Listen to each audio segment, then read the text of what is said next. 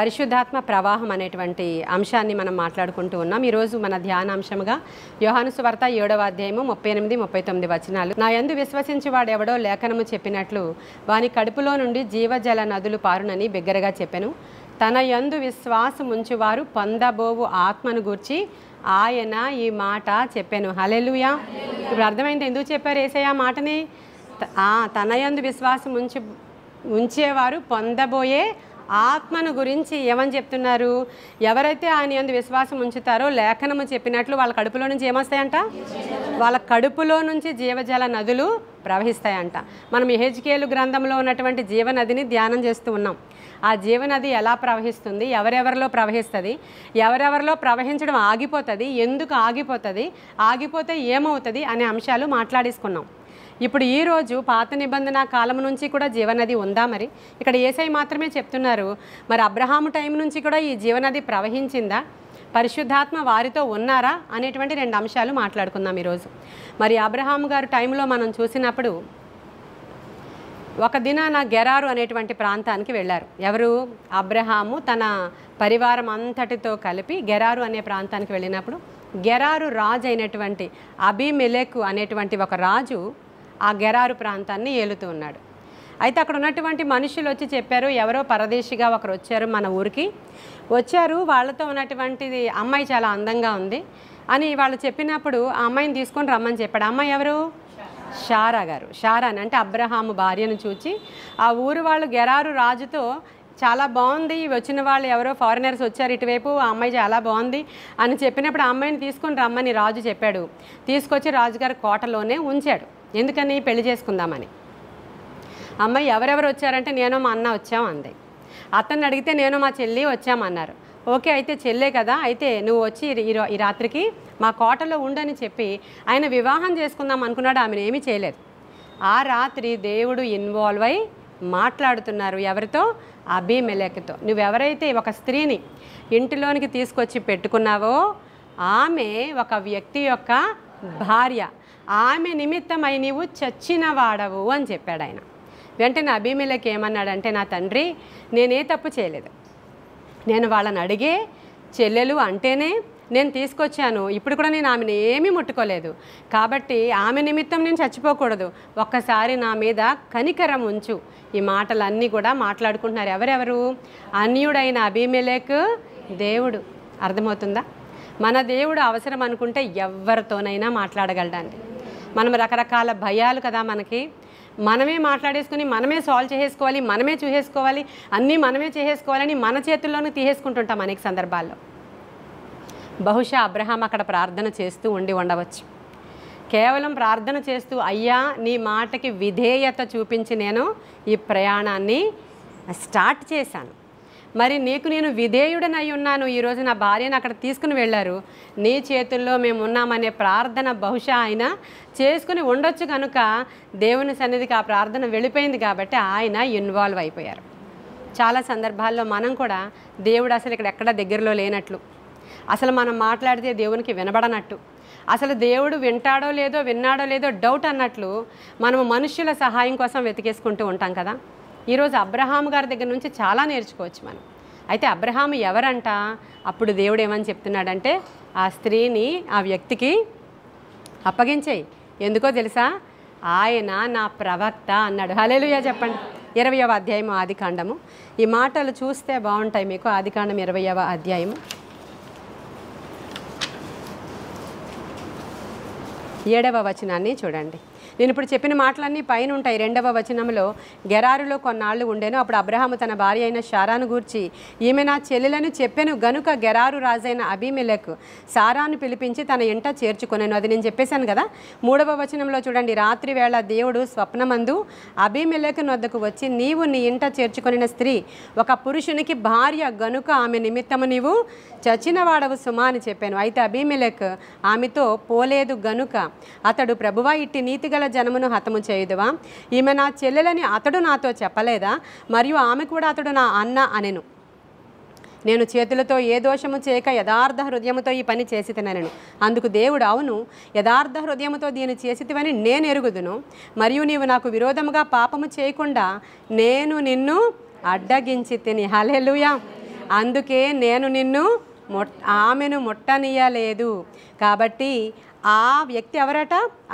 అక్కడ చూడండి, ఆ మనుషుని భార్యను తిరిగి అతనికి అప్పగించుము, అతడు నీ కొరకు, చదవండి, అతడు నీ కొరకు ఏమని చెప్తున్నారు దేవుడు? అవునవును, నేనే ఆ అమ్మాయిని నీ ముట్టుకోకుండా నేను ప్రొటెక్ట్ చేశా, అడ్డగించా. కాబట్టి అన్నీ తెలుసు నాకు, తీసుకెళ్ళి మర్యాదగా ఆయనకి అప్పగించు. అతను ఎవరో తెలుసా నీకు? అతడు నా ప్రవక్త, అతడు నీ కొరకు ప్రార్థన చేయును. హల్లెలూయా. దేవుని యొక్క అభిషేకం ఉన్నవాడే ప్రవక్త, దేవుని యొక్క ఆత్మతో నింపబడిన వాడే ప్రవక్త. ఇప్పుడు అబ్రహాము గారిలో దేవుని ఆత్మ ఉందా లేదా? ఉందా? ఆయన ఆత్మతో ప్రవచించగలడు, ప్రార్థించగలడు. ఈయన ప్రార్థన చేస్తే ఆయనకి పిల్లలు పుడతారు. అక్కడ అర్థమవుతుందండి? అబ్రహాములో మనకి ఈ జీవన్ నది ప్రవహిస్తుందా లేదా? ఎలా తెలుస్తుంది? ఆయన ప్రవహిస్తున్నాడు. ఆయన విధేయుడు గనక విధేయులగు వారి మీదకి పంపబోవు ఆత్మ అని నూతన నిబంధనలో ఒక మాట ఉంటుంది. అంటే ఎవరైతే విధేయత కలిగి ఉన్నారో వారిలోనికి ఏమొస్తుందంట? దేవుని యొక్క ఆత్మ వస్తుందంట. ఇప్పుడు అబ్రహాము గారు దేవుని ఆత్మ చేత నడిపించబడుతూ ఉన్నారు కాబట్టి ప్రవక్తలలో ఒక ప్రవక్తగా ఉన్నాడు ఆయన. ప్రవచనం చెప్పాలంటే దేవుని యొక్క ఆత్మశక్తి మనలోనికి వస్తేనే వాళ్ళే ప్రవక్తలుగా మార్చబడతారు. పరిశుద్ధాత్ముడే ప్రవక్తలుగా తయారు చేస్తాడు. పరిశుద్ధాత్మ లోపలికి వచ్చినప్పుడు ఏం జరుగుతుందంటే జ్ఞాన వివేచనలకు ఆధారమగు ఆత్మ వస్తుంది. హల్లెలూయా. ఇప్పుడు జ్ఞాన వివేకములకు ఆధారమగు ఆత్మ ఈయనలోనికి వచ్చింది. ఈయన ప్రవక్తగా ఉన్నాడు. అలా కాకుండా ఇంకో చోట కూడా రాయబడి ఉంటుంది, చూడండి మీరు. లూకాసు వార్త 13వ అధ్యాయం 28వ వచనం. లూకాసు వార్త 13వ అధ్యాయము 28వ వచనం. అబ్రహాము, ఇస్సాకు, యాకోబులను సకల ప్రవక్తలను దేవుని రాజ్యములో ఉండుటయు మీరు వెలుపలకి త్రోయబడుటయు మీరు చూచినప్పుడు మీరు ఏడ్చుచు పండ్లు కొరుకుదురు. ఇక్కడ ఏమైందంట? అబ్రహాము, ఇస్సాకు, యాకోబు సకల ప్రవక్తలు, వీళ్ళందరూ ఎవరు? దేవుని ఆత్మ ద్వారా నడిపించబడిన వారందరూ వాళ్ళెవరు? ప్రవక్తలు. ఆ దినము నుంచే జీవజల నది వారి కడుపులో నుంచి ప్రవహిస్తూనే ఉంది. హల్లెలూయా. ఎందుకని ఇక్కడ చెప్తున్నాడు ఆయన, ఎవడైతే నా యందు విశ్వాసం ఉంచాడో వాడి కడుపులో నుంచి జీవజల నదులు ప్రవహిస్తాయని. ఎప్పుడైతే అబ్రహాముకి దేవుడు దర్శనమిచ్చి, అబ్రహాము, నేను సర్వశక్తి గల దేవుడను, నీవు వచ్చే నాతో పాటు బయలుదేరి ఉన్నదంతా విడిచిపెట్టి అనగానే అబ్రహాము దేవుణ్ణి నమ్మెను. ఎవడైతే నా యందు విశ్వాసం ఉంచుతాడో వాడి కడుపులో నుంచి ఏమొస్తాయి? ఎప్పుడైతే విశ్వాసం ఉంచాడో దేవుని మీద అబ్రహాము, ఆనాటి నుంచి ఆయన కడుపులో నుంచి జీవనదులు ప్రవహిస్తూనే ఉన్నాయి. హల్లెలూయా. ఈ జీవనదులు ఎంతమందిని తడిపాయి, ఎన్ని ప్రాంతాలని తడిపాయి అంటే ఆయన ఎన్ని దేశాలు తిరిగాడో అన్ని దేశాలని తడుపుతూనే ఉన్నాయి. యూదులకు ఆయనే తండ్రి, క్రైస్తవులకు ఆయనే తండ్రి, ముస్లింలకు ఆయనే తండ్రి. ఆయన కడుపులో నుంచి ప్రవహించిన జీవధారలు ఎక్కడెక్కడ ప్రవహించినాయో అర్థమవుతున్నాయా ఈరోజు మనకి? అది జీవనది అంటే. ఈ పరిశుద్ధాత్మ నది అబ్రహాములో నుంచి ప్రవహించింది కాబట్టి ఆయన అంత ఆశీర్వదించబడ్డాడు. ఈరోజు మీరు ఏం తెలుసుకోవాలి ఇక్కడ? ఇప్పటి వరకు మోసం చేసి అననీయ, సపీరా పరిశుద్ధాత్మను ఎదిరించారు, మోసం చేశారు, దుఃఖపరిచారు. సంసోను మోసం చేశాడు, ఈ సౌలు ఇలా పరిశుద్ధాత్మను దుఃఖపరిచాడు. ఇవన్నీ చూసాం. ఈరోజు పరిశుద్ధాత్మను సంతోషపరిచిన వాళ్ళు వీళ్ళు. హల్లెలూయా. వాళ్ళకి ఏం జరిగింది? ఎవరైతే దేవుని ఆత్మతో సంబంధం కలిగి అభివృద్ధి చెందుతున్నారో ఆత్మలో, అప్పుడు ఏమైంది వాళ్ళకి? అన్ని విషయాలలో ఆశీర్వాదం. హల్లెలూయా. ప్రియుడా నీవు ఆత్మలో వర్ధిల్లుచున్న ప్రకారం. ఇప్పుడు అబ్రహాము దీవెన మాకు కావాలని పాటలు పాడతాం కదా ఈరోజు, మనం అందరం పాడతాం కదా. అబ్రహాము దీవెన మనలోనికి రావాలంటే విశ్వాసము, పరిశుద్ధత, విధేయత, ఈ మూడిటిని కలిగి మనకి తండ్రిగా అయిపోయాడు అబ్రహాం. అంతేనా? అబ్రహాం ఎవరికి తండ్రి అంట? విశ్వాసులు ఎవరంట? మనమేనా? అబ్రహాము విశ్వాసులకు తండ్రి. ఇప్పుడు నిజంగా నీవు విశ్వాసివైతే నీకు తండ్రిగా అబ్రహాం ఉంటే అబ్రహాము దీవెన, యాకోబు దీవెన, ఇస్సాకు దీవెన ఇవన్నీ మనకు వస్తాయి. మరి మనం ఎందుకు లేమితో ఉన్నాము? మనం ఎందుకు ఆశీర్వాదం పొందలేకపోతున్నామంటే నిన్నటి వరకు ధ్యానం చేశాము, ఏదో ఒక కోణంలో పరిశుద్ధాత్మను దుఃఖపరుస్తూనే ఉన్నాం. అవునా? నిజమేనా? ఏదో ఒక కోణంలో మనలోనికి పరిశుద్ధాత్మ వచ్చేశారు, ఉన్నారు. మళ్ళీ రండి రండి అని పాడతారేంటని చాలామంది క్రిటిసైజ్ చేస్తున్నారు. ఉన్నారు కానీ ఆయన పని చేయడం లేదనేది అర్థం చేసుకోవాలి. కనుక నాయన రండి నాలో నుంచి పని చేయండి అని పాటలు పాడుతున్నాం ఇక్కడ. అది అర్థమైన వాళ్ళకి అర్థమవుతుంది. ఇప్పుడు మనం వేడుకుంటున్నాము దావీదులాగా 51వ కీర్తనలో తప్పు చేశాడు దావీదు. వెంటనే ఏం చెప్పాడు? నీ ఆత్మను నా యొద్ద నుంచి తీసేయొద్దయ్యా, నీ సన్నిధిలో నుంచి నన్ను త్రోసేయొద్దయ్యా. అదేం చేస్తున్నాడు? ఆత్మ ప్రవాహము ఆగిపోతుందేమో అని ఆయన భయం. సంసోను లాంటి తప్పు చేసేసాడు అక్కడ. సంసోను కంటే పెద్ద తప్పే అనుకోవాలి ఇది. ఒక దేవునితో సహవాసం చేస్తూ చేస్తూ చేస్తూ అయినా కూడా వ్యభిచార సంబంధమైన పాపంలో ఆయన పడిపోయినప్పుడు భయపడి వేడుకుంటున్నాడు, నీ ఆత్మను నా దగ్గర నుంచి. అంటే అర్థం ఏంటి? ఇలాంటి వ్యభిచార సంబంధమైన తప్పులు చేస్తే ఆత్మ వెళ్ళిపోతుందనే అర్థం, ఆత్మ పని చేయరనే అర్థం. కాబట్టి చిన్నవి పెద్దవి నిన్న కూడా నేను చెప్పేసాను, ఇంకా రిపీట్ చేయొద్దు మనం అవి. మన చూపు, మన మాట, మన వేషధారణ, మన యొక్క ప్రవర్తన, మన నడక, ఇవన్నిటిలో కూడా దోషం ఉన్నప్పుడు పరిశుద్ధాత్ముడు మనలో పని చేయరు. అదొక్కటి జ్ఞాపకం పెట్టుకోండి. పని చేయకపోతే ఏమవుతుందంట? ఆశీర్వాదం రాదంట. పని చేయకపోతే ఏమవుతుందంట? ఎక్కడిదక్కడ స్టాగ్నేట్ అయిపోతుందంట. నీ పనులు ఏమి జరగకుండా ఏమవుతాయి? అన్ని స్టాగ్నేట్ అంటే ఏంటి? నిలిచిపోతాయి. నిలిచిపోతాయి. నీరంతా ఒక చోటకొచ్చి నిలిచిపోయింది, ప్రవాహం ఆగిపోయింది. దాన్ని ఏమంటారు? మురికి గుంట అంటారు. నీరంతా ఒక చోట వచ్చి స్టాగ్నేట్ అయిపోయింది, ప్రవాహం లేదు. ఇక దాంట్లోనే అన్నీ పడుతున్నాయి, దాంట్లోనే అన్నీ ఉన్నాయి, అది మురిగిపోతుంది అక్కడ నుంచి. కాబట్టి ఈ స్టాగ్నేట్ అయిపోయిన దాని నుంచి మనం ఏం చేయాలి? నాయన ఆత్మ ప్రవాహము నా కడుపులో నుంచి రానియండి అయ్యా, నీ జీవ జల నదులు నా కడుపులో నుంచి ప్రవహించనియండి. సామెతల గ్రంథంలో ఉంటుంది, హృదయంలో నుంచి జీవధారలు ప్రవహించును. ఉందా? చదివేమా? ఎక్కడి నుంచి ప్రవహిస్తాయంట? హృదయంలో నుంచి జీవధారలు ప్రవహించాలి. అన్నిటికంటే మోసకరమైనది ఇదే. ఇప్పుడు దీన్ని నువ్వు క్లెన్స్ చేసుకోవాలి, ఈరోజు క్లీన్ చేసుకోవాలి. ఈరోజు ప్రతిరోజు నేను చెప్తున్న వాక్యాలు, ప్రతిరోజు నువ్వు చదువుతున్న వాక్యాలు, ప్రతిరోజు సేవకులు మాట్లాడుతున్న వాక్యాలు ఎందుకు మరి? యూట్యూబ్లో పెట్టుకోవడానికా? మనం మారడానికి, మనలో విశ్వాసము కలగడానికి, మనలో ఆశీర్వాదం రావడానికి. కేవలం వినండి, మీరందరూ ఇలా బేదలుగానే ఉండిపోండి, కష్టాలతో అలా ప్రార్థన చేసుకుంటూనే ఉండండి అనేది దేవుని యొక్క స్లోగన్ కాదు. మీరు ఫలించండి, మీరు అభివృద్ధి చెందండి, మీరు విస్తరించండి, మీరు ఆశీర్వదింపబడండి. అడుగు పెట్టే చోటల్లా నేను మీకు ఆశీర్వాదం ఇస్తాను. నేను మిమ్మల్ని ధనవంతులుగా చేయడానికే దరిద్రుడనయ్యాను, మిమ్మల్ని నేను ఆశీర్వదిస్తాను. ఇవన్నీ దేవుని మాటలు. మరి ఇవి నెరవేర్చబడడం లేదంటే ఈ ప్రవాహానికి ఎక్కడో ఆటంకం ఉందని తెలుసుకొని, అంత ఈజీ కాదు. పరిశుద్ధాత్మతో ఆటలు కూడా చాలామంది ఆటలు ఆడతారు. ఏదో వాళ్ళకు గుర్తొచ్చినప్పుడు పరిశుద్ధాత్మ దేవుడిని తలుచుకోవడం, లేదంటే పరిశుద్ధాత్మ గురించి ఆలోచించడం.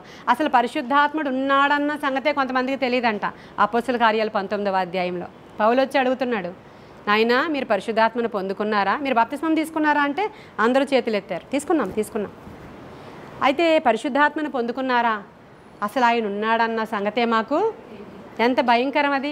అప్పుడు పౌలు అన్నాడు, ఓకే మీరు వేరే డినామినేషనా, నో ప్రాబ్లం అన్నాడు. ఆయన అనలేదు, ఒకసారి రండి ఇలాగ అందరూ, కంపల్సరీ మీరు పరిశుద్ధాత్మను, అంతేనా ప్రియాంక, అంతేనా అన్నారు. పర్లేదులే మీరు వేరే డినామినేషనా, నో ప్రాబ్లం, మీ డినామినేషన్ అంతే కాబట్టి మీరు పొందుకోకర్లేదు అన్నాడా? అనలేదు.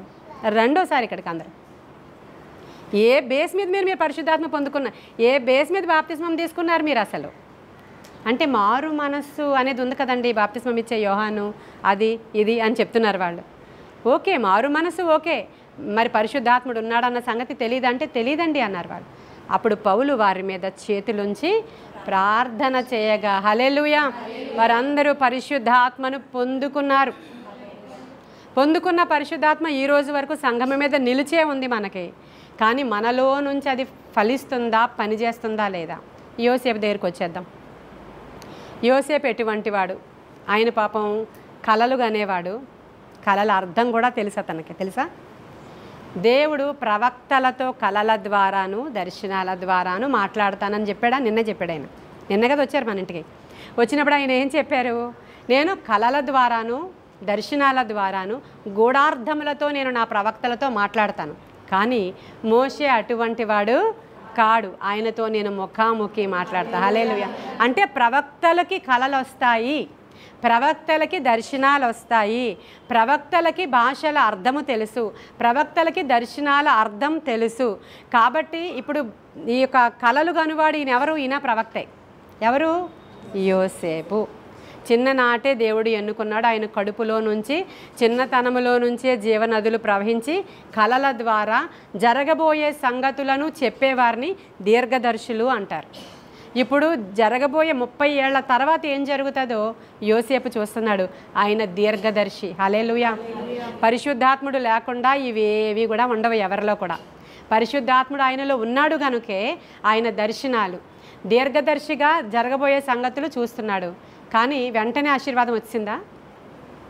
శ్రమలు వచ్చాయి, అవమానం వచ్చింది, నిందలు వచ్చాయి, బాధ వచ్చింది, ఒంటరితనం వచ్చింది, వేదన వచ్చింది, అన్నీ వచ్చినాయి కదా కీర్తి. ఇవన్నీ అంటే వెంటనే అభిషేకం పొందేసుకున్నాడు, దర్శనం పొందేసుకున్నాడు, భాషలు వచ్చేసినాయి, కళలు వచ్చేస్తున్నాయి, జరగబోయేవన్నీ చూపించేస్తున్నాడు దేవుడు. అంటే వెంటనే సింహాసనం వచ్చేది. ఈ ట్రైనింగ్ పీరియడ్లో ఆయన అన్నీ నేర్చుకుంటూ ముందుకు వెళుతున్నప్పుడు విధేయత. ఇప్పుడు ఏం చేస్తున్నాడు? శ్రమలలో ఆయన ఏం చేశాడు చెప్పండి? విధేయత నేర్చుకున్నాడు. విధేయత, సణుగుడు లేదు, విధేయత. తర్వాత ఇంకా గోతిలో నుంచి పోయి ఇంకో చోట పడ్డాడు. అక్కడ పరిశుద్ధత. హల్లెలూయా. విధేయత, పరిశుద్ధత, విశ్వాసము చెప్తున్నాను నేను. విధేయత నేర్చుకున్నాడండి శ్రమలలో. ఆ తర్వాత పరిశుద్ధతను ప్రూవ్ చేసుకోవాలి. ఇప్పుడు మనందరికీ ఉంటాయి ఈ పరీక్షలు. ఒకసారి జ్ఞాపకం చేసుకోండి నన్ను. ప్రతి ఒక్కరి జీవితంలో ఈ 3 దాటాల్సిందే. ఆ తర్వాత ఆయన పరిశుద్ధతని ప్రూవ్ చేసుకోవాల్సిన టైం వచ్చింది. ఇది తీసుకుంటే నువ్వు ఇది చేస్తే నీకు హెచ్చింపు అన్నాడు.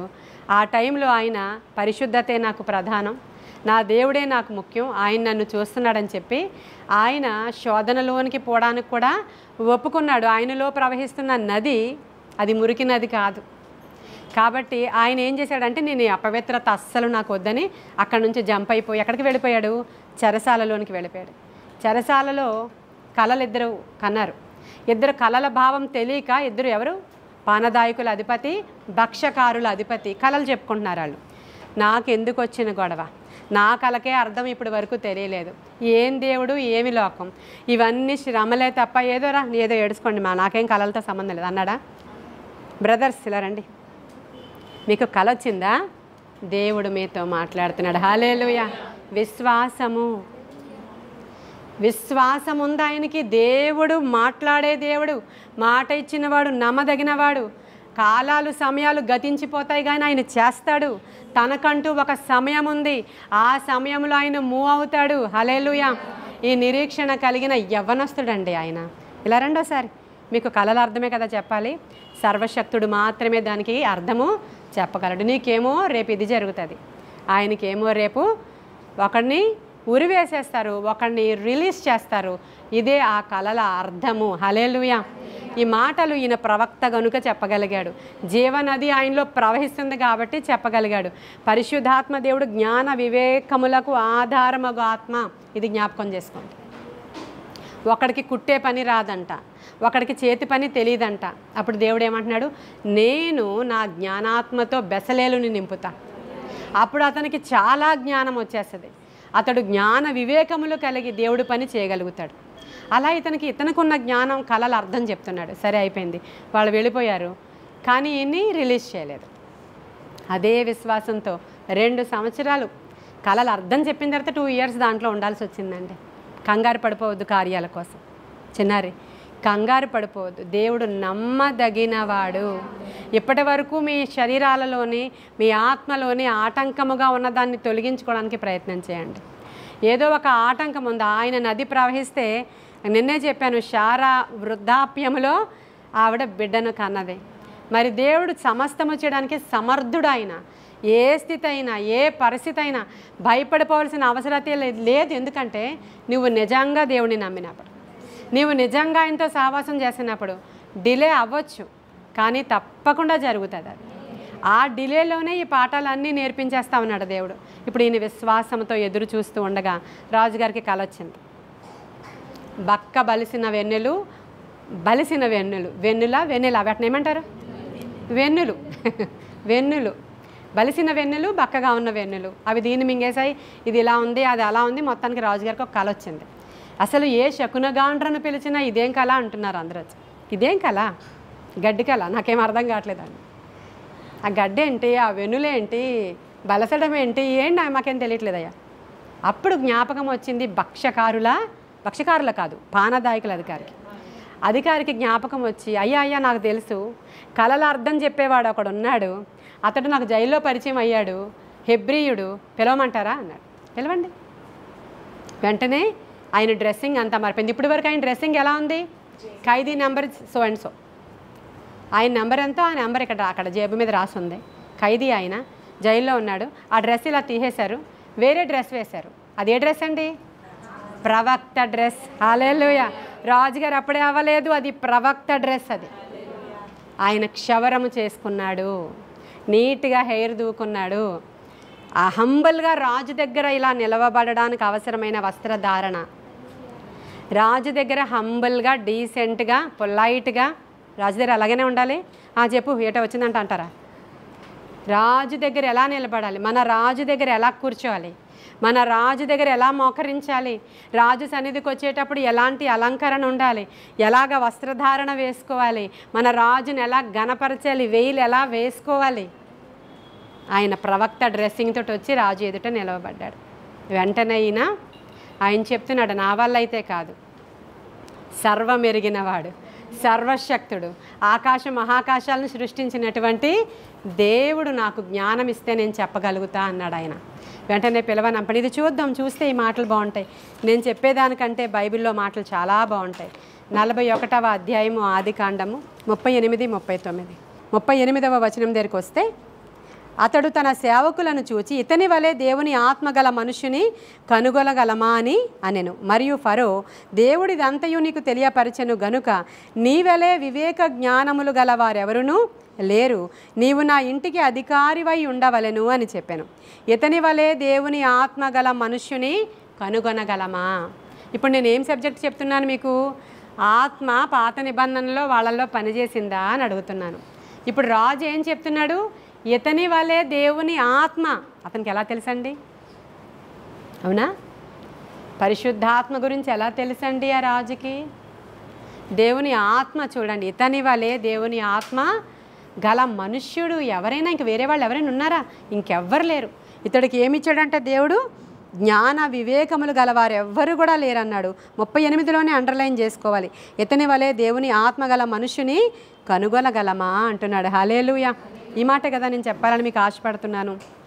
దేవుని ఆత్మ వారిలో ఉండి నడిపించిన కారణంగా కలలు, దర్శనాలు, ప్రార్థనకి జవాబులు. అంతేనా? ఇప్పుడు ఈ పరిశుద్ధాత్మ ఆయనలో ప్రవహించడం ద్వారా ఆయనకు వచ్చిన హెచ్చింపు ఏంటంట? ఇప్పుడు రాజుగారి డ్రెస్ అండి. హల్లెలూయా. ఇప్పుడు ఈ ప్రవక్త డ్రెస్ మారిపోయింది. ఉంగరం, కిరీటం. అవునా? ఆయన గొలుసు తీసి ఈయనకి వేశాడు. 2వ రథము మీద ఈయనను ఎక్కించుడి. హల్లెలూయా. ఆయన సెలవు లేకుండా ఒకడు కాలు కానీ చేయి కానీ ఎత్తద్దు. ఆయనకు అందరూ భయపడాల్సిందే. అధికారానికి పేరుకు మాత్రమే నేను ఉంటా. ఏంటండి డిక్లరేషను? క్షణములో శాసనాలను మార్చేవాడు ఆయన. ఆశీర్వాదం ఇవ్వాలి అనుకుంటే రాత్రికి రాత్రే వచ్చేస్తుంది. నువ్వు కంగారు పడిపోయిన నాళ్ళు ఉండదు. ఎప్పుడు?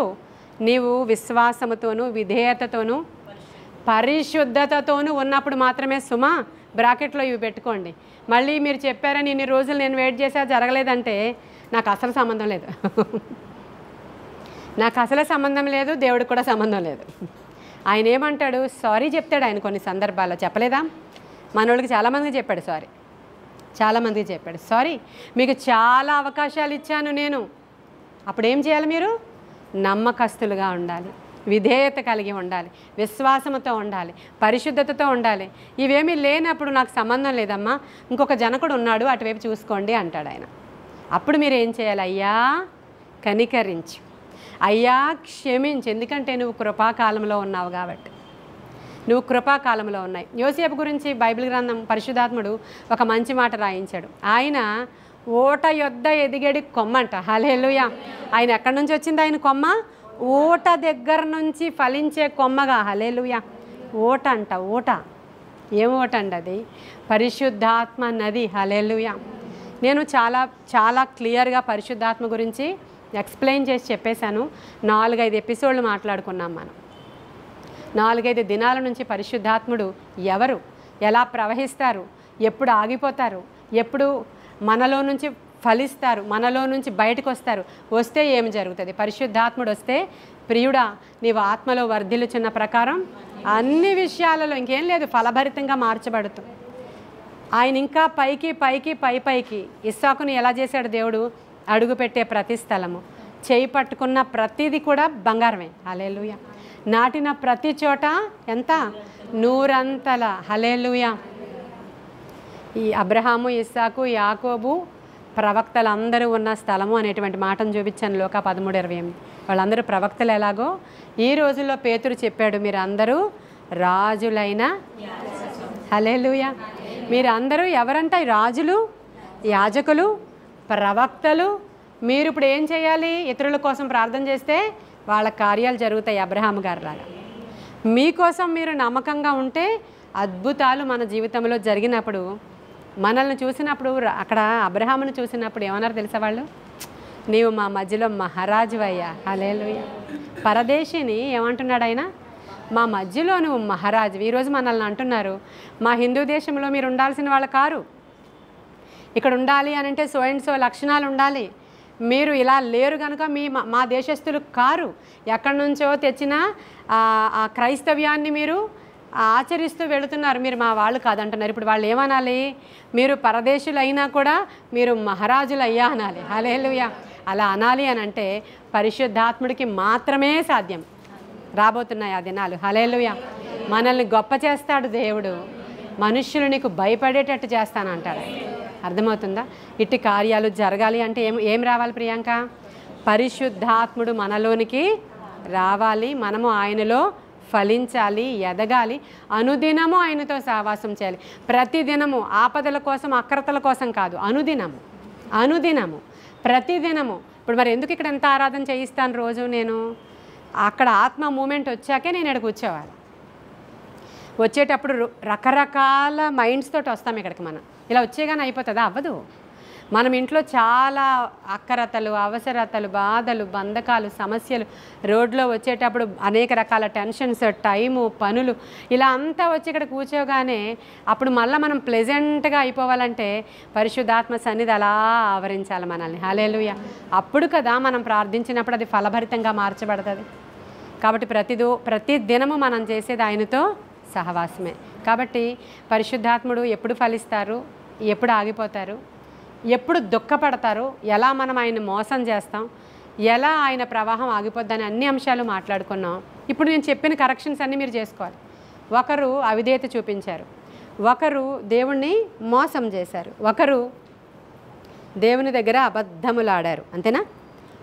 అంటే నేను ఎవరిని పేర్లు పెట్టి చెప్పట్లేదు, మనల్ని మనం పరిశీలించుకోమంటున్నాను. ఒకరు ఆత్మని ఏం చేశారంట? సంసోను వలె నిర్లక్ష్యము చేశారు. నిర్లక్ష్యం చేశాడు. అసలు ఆత్మ అంటే ఏంటి? నా జుత్త పడుకుంటాడు వేశ్య తొడలో, అది కత్తిరించు, జడలేసుకుంటావా వేసుకో, నూనె బాగా రాయి అంటున్నాడు, బాగా మసాజ్ చేయి అంటున్నాడు. అంటే ఏంటది? నిర్లక్ష్యము. వ్యక్తిగత నిర్లక్ష్యము ద్వారా పరిశుద్ధాత్ముడు ఆగిపోతాడు. వ్యక్తిగత నిర్లక్ష్యం, సంఘ నిర్లక్ష్యం కాదు అది. ఇవన్నీ మీరు సరి చేసుకుంటే అది మీ ఆసక్తిని బట్టి ఉంటుంది. నాలో ఏమీ లేదు. మీరు ఆసక్తి కలిగి పోగొట్టుకున్న సమస్తాన్ని నేను పొందుకోవాలి నాయన, ఈ రోజు నుంచి అనుదినము నీతో నేను కనెక్ట్ అయి ఉంటాను, ఇవిగో నా విధేయతలు ఇవి అని మీరు రాసుకోవాలండి. మీరు రాసుకోవాలి. ప్రభు అంటాడు, రిటర్న్గా చూపించు. పరిగెత్తేవాడు పరిగెత్తుతూ చదవగల వీలుగా పలక మీద రాయి. ఇర్మియా గ్రంథస్థం చేయి. ఇవన్నీ రాసి పక్కన పెట్టు. ఇవన్నీ రాసి నాకు చదివి వినిపించు. ఇవన్నీ దేవుడి మాటలు. మీకు అర్థమవుతుందా? కాబట్టి మీరు ఏం చేయాలి? డైరీలో రాసుకోవాలి.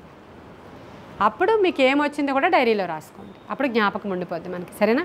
ఈ కొన్ని మాటలు దేవుడు మన వెనుకిడిలో దీవించును గాక. ప్రార్థన చేసుకుందాం. మహాపరిశుద్ధుడు అయిన తండ్రి, మహోన్నతుడు అయిన దేవానికి వందనాలు. సర్వాంతర్యామి నీకు వందనాలయ్యా. సర్వశరీరులకు దేవుడానికి వందనాలు. సకలాశీర్వాదాలకు కారణభూతుడవైన మా ప్రియ తండ్రి నీకు వందనాలు. నీవు మాట్లాడితేనే మేము బ్రతుకుతామయ్యా. మీ మాటల్లో మాకు జీవం ఉందయ్యా. అది మాలో ప్రవహించిందయ్యా. ఈరోజు మేము ఒప్పుకొనుచున్నాము. ఈ వర్తమానం యూట్యూబ్లో కూడా ఎందరూ వింటున్నారో వారందరి జీవితాల్లో కూడా మార్పు రావాలి. ఎలా ఉన్న వాళ్ళం అలా ఉండిపోవడానికి వీల్లేదు నాయన. ఆత్మకార్యాలు జరిగించండి. ఈ ప్రవాహము మా పట్టణాన్ని తడపాలి. మా రాష్ట్రాన్ని తడపాలి, మా దేశాన్ని తడపాలి. సమయం కోసం ఎదురు చూస్తున్నాము తండ్రి. మా సమయం ఎప్పుడో ఎదురు చూస్తున్నామయ్యా. సమయాలు నీ ఆధీనంలో ఉన్నాయి. మమ్మల్ని వాడుకోండి నాయన. ఈ చిన్న గుంపును వాడుకోండి అయ్యా. మమ్మలను వాడుకోండి ప్రభువా. నాయన సహాయము చేయమని, నీ కృపలో మమ్మల్ని జ్ఞాపకం చేసుకోమని, వినుచున్న వారందరినీ దీవెనకరంగా మార్చమని, వారిని కూడా వాడుకోమని యేసయ్య శ్రేష్ఠ నామములో అడుగుచున్నాము తండ్రి. God bless you.